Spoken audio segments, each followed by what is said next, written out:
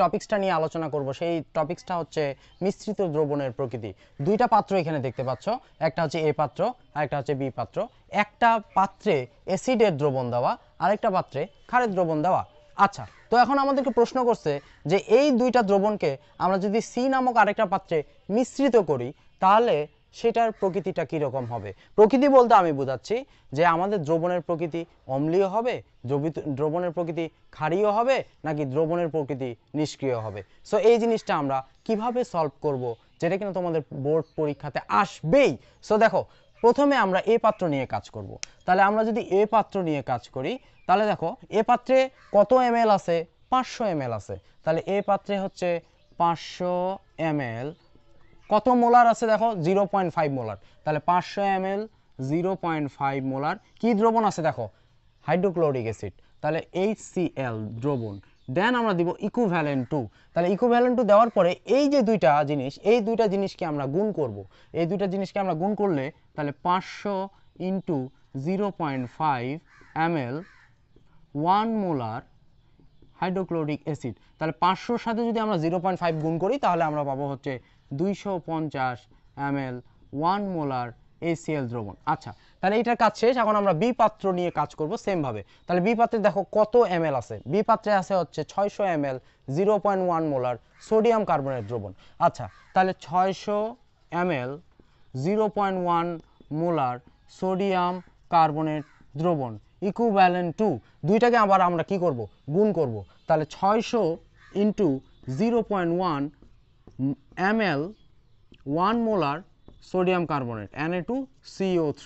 আচ্ছা, তাহলে 600-র সাথে যদি আমরা 0.1 গুণ করে দিই তাহলে কত পাবো, 60 ml 1 molar sodium carbonate. Okay, এখন দেখো যেহেতু দুইটা দ্রবণকে আমাদের মিশ্রিত করছি সি পাত্রের মধ্যে, তাহলে দুইটা দ্রবণের বিক্রিয়া আমাকে দেখাইতে হবে। তাহলে দুইটা দ্রবণের আমরা যদি বিক্রিয়া দেখাই তাহলে হাইড্রোক্লোরিক অ্যাসিডের সাথে যদি সোডিয়াম কার্বনেট বিক্রিয়া করে, আমরা জানি ভাইয়া একটা অ্যাসিডের সাথে যদি একটা ক্ষার বিক্রিয়া করে তাহলে লবণ ও পানি উৎপন্ন হয়। তাহলে আমরা এখান থেকে কি লবণ পাবো, আমরা এখান থেকে লবণ পাবো হচ্ছে সোডিয়াম ক্লোরাইড যোগ পানি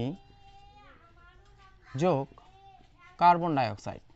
এখন দেখো এখান থেকে আমাদের সমতা করতে হবে। সমতা মানে উভয় পাশে আমার সমান হইল কি না। তাহলে দেখো এখানে সোডিয়াম আছে কয়টা, দুইটা। এখানে সোডিয়াম কয়টা আছে, একটা। তাহলে আমার সামনে দিয়ে দিব আমি 2। এখন সোডিয়াম এখানে দুইটা হয়েছে, এখানেও সোডিয়াম দুইটা হয়েছে। এখন দেখো যে ঝামেলাটা হয়েছে এখানে 2 দেওয়ার ফলে ক্লোরিন হয়ে গেছে দুইটা। এখানে ক্লোরিন কটা আছে, একটা। তাহলে আমাকে এখানে সামনে দিয়ে দিতে হবে 2। এখন বাকিগুলো দেখো, পানির জন্য এখানে হাইড্রোজেন আছে দুইটা, এই পাশে কি দুইটা হাইড্রোজেন আছে, হ্যাঁ এই পাশে দুইটা হাইড্রোজেন আছে, কোনো সমস্যা নাই। এখানে দেখো টোটাল অক্সিজেন কটা আছে, এখানে একটা, কার্বন ডাইঅক্সাইডের এখানে অক্সিজেন দুইটা, তাহলে দুইটা আর একটা অক্সিজেন মিলে হয়ে গেল 3টা।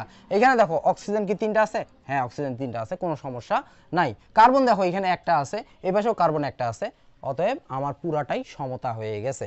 আচ্ছা, তাহলে এইটা থেকে আমি বলতে পারি যে 2 মোল হাইড্রোক্লোরিক অ্যাসিড কয় মোল সোডিয়াম কার্বনেটের সাথে বিক্রিয়া করতেছে, 1 মোল সোডিয়াম কার্বনেটের সাথে বিক্রিয়া করতেছে। তাহলে দেখো আমরা এখান থেকে লিখতে পারি যে 2 mole hydrochloric acid equivalent to 1 mole sodium carbonate.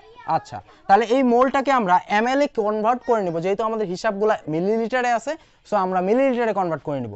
তাহলে 2 ml hydrochloric acid equals to 1 ml sodium carbonate. Okay, এখন আমরা যে কাজটা করব সেটা হচ্ছে যে এখানে আমরা দেখব যে কোন দ্রবণটা আমাদের কম আছে। এখানে আমরা দেখতে পাচ্ছি সোডিয়াম কার্বনেট 60 ml, এখানে আমরা দেখতে পাচ্ছি হাইড্রোক্লোরিক অ্যাসিড 250 ml। এখন তোমরাই বলো কোন দ্রবণটা কম, তোমরা অ্যান্সার দিবা যে সোডিয়াম কার্বনেটের দ্রবণটার mlটা কম। তাহলে যেটার কম সেটাই আমরা মিলাবো। তাহলে দেখো এখানে আমাদের কত আছে, 60 আছে। তাহলে এই জায়গাতে আমার সোডিয়াম কার্বনেট এখানে কত আনতে হবে, 60 আনতে হবে। তাহলে 60 আমি কিভাবে আনবো, উভয় পাশে যদি আমি 60 দ্বারা গুণ করে দিই তাহলে 2 × 60 ml hydrochloric acid equivalent to 1 × 60 ml sodium carbonate. তাহলে দেখো এখানে আমাদের 120 ml hydrochloric acid equivalent two 60 ml sodium carbonate. ওকে, সো আমি বলতে পারতেছি এখানে সোডিয়াম কার্বনেট 60 ml এবং আমাদের এখানেও আসছে সোডিয়াম কার্বনেট 60 ml, তাহলে আমি বলতে পারি যে সোডিয়াম কার্বনেটের দ্রবণ শেষ হয়ে গেছে। তাহলে সোডিয়াম কার্বনেটের দ্রবণ যদি শেষ হয়ে যায় তাহলে কে বাকি আছে? বাকি আছে হচ্ছে অ্যাসিড। তাহলে অ্যাসিডটা কতটুকু বাকি আছে দেখো, অ্যাসিড ছিল হচ্ছে এখানে 250 ml, অ্যাসিড এখানে আসছে কতটুকু 120 ml। তাহলে 250 ml থেকে যদি আমরা 120 ml বিয়োগ করে দিই সেটাই হচ্ছে আমাদের অবশিষ্ট অ্যাসিডের পরিমাণ। তাহলে আমরা এখানে বলতে পারি, আমি এখানে লিখলাম, তাহলে অবশিষ্ট হাইড্রোক্লোরিক অ্যাসিড ইকুয়াল 250 ml, 250 বিয়োগ 120, 250 বিয়োগ 120। তাহলে আমরা যদি এটা ক্যালকুলেট করি তাহলে কত পাবো? 0 থেকে 0 বিয়োগ করলে হচ্ছে 0, 2 থেকে যদি 5 বিয়োগ করি তাহলে হচ্ছে 3, 1 থেকে 2 বিয়োগ করলে হচ্ছে 1। তাহলে 130 ml 1 মোলার হাইড্রোক্লোরিক অ্যাসিড। তাহলে আমি বলতে পারি যে প্রথম যে কোশ্চেনটা ছিল মিশ্রিত দ্রবণের প্রকৃতি, মিশ্রিত দ্রবণের প্রকৃতিটা কি হবে? মিশ্রিত দ্রবণের প্রকৃতি হবে অম্লীয়। Okay fine.